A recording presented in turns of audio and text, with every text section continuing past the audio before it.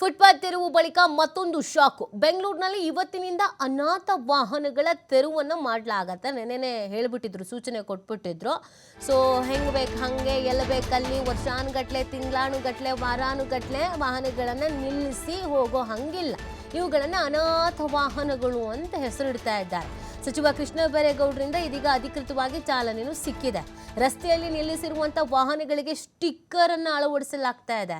Sticker ಅಳವಡಿಸೋದ್ರ ಮುಖಾಂತರವಾಗಿ ವಾಹನಗಳನ್ನು ಗುರುತು ಒಂದು ವಾರದೊಳಗೆ ಮಾಲೀಕರು ತೆರವು ಮಾಡಬೇಕು. ನೋಡಿ, ತುಂಬ ರಸ್ತೆಗಳಲ್ಲಿ ಬೆಂಗಳೂರಿನಲ್ಲಿ ಸಿಕ್ಕಾಪಟ್ಟೆ ಏರಿಯಾಗಳಲ್ಲಿ ಏನಾಗ್ಬಿಟ್ಟಿದೆ ಅಂದರೆ, ಒಂದೊಂದು ವೆಹಿಕಲ್, ಒಂದು ಕಾರೋ, ಆಟೋನೋ, ಲಾರಿನೋ, ಬಸ್ಸೋ 3 ತಿಂಗಳು 4 ತಿಂಗಳು ಆದರೂ ತೆಗ್ದಿರಲ್ಲ. ಕೆಲವೊಂದಂತೂ ಬಿಡಿ 6 ತಿಂಗಳು 7 ತಿಂಗಳು 1 ವರ್ಷ ಆದರೂ ತೆಗ್ದಿರಲ್ಲ. ಸುಮ್ಮನೆ ನಿಂತಲ್ಲೇ ನಿಂತಿರ್ತದೆ. ಧೂಳು 2-3 ಇಂಚು ನಿಂತಿದ್ರು ಗಾಡಿ ತೆಗ್ದಿರಲ್ಲ. ಅದು ಯಾರ್ದು, ಯಾಕೆ ನಿಲ್ಸಿರ್ತಾರೆ, ಏನು ಕತೆ ಗೊತ್ತಿಲ್ಲ.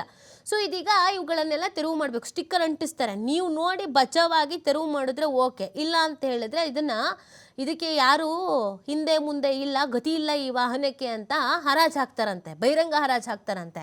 ತೆರವು ಮಾಡಿ ಬಹಿರಂಗ ಹರಾಜು ಹಾಕೋದಕ್ಕೆ GBA ಪ್ಲಾನ್ ಮಾಡ್ತಿರೋದು. ಒಳ್ಳೆ ಕೆಲಸ ಇದು. ಅಂದರೆ ನಾರ್ಮಲ್ ಆಗಿ ನಿಲ್ಲಿಸಿದಾಗ ಈ ಥರ ಎಲ್ಲ ತೆರವು ಮಾಡ್ಕೊಳೋದಕ್ಕೆ ಸ್ವಲ್ಪ ಕಷ್ಟ ಆಗುತ್ತೆ ಬೆಂಗಳೂರಲ್ಲಿ. ಬಿಕಾಸ್ ನಿಮಗೆ ಎಲ್ಲರಿಗೂ ಪಾರ್ಕಿಂಗ್ ಅನ್ನೋದು ಸಿಗಲ್ಲ. ಕೆಲವೊಮ್ಮೆ ಏನಾಗುತ್ತೆ ಅಂತಂದರೆ, ರಾತ್ರಿ ಬಂದು ಪಾರ್ಕಿಂಗ್ ಮಾಡಿಬಿಟ್ಟಿರ್ತಾರೆ, ಸೆಕೆಂಡ್ ಶಿಫ್ಟ್ ಹೋಗೋದಿರ್ತಾರೆ, ನೈಟ್ ಶಿಫ್ಟ್ ಹೋಗೋರು ಇರ್ತಾರೆ, ಬೆಳಗ್ಗೆ ಎದ್ದು ರಾತ್ರಿ ಎದ್ದು ತಗೊಂಡು ಹೋಗೋಣ ಅಂತಿರ್ತಾರೆ.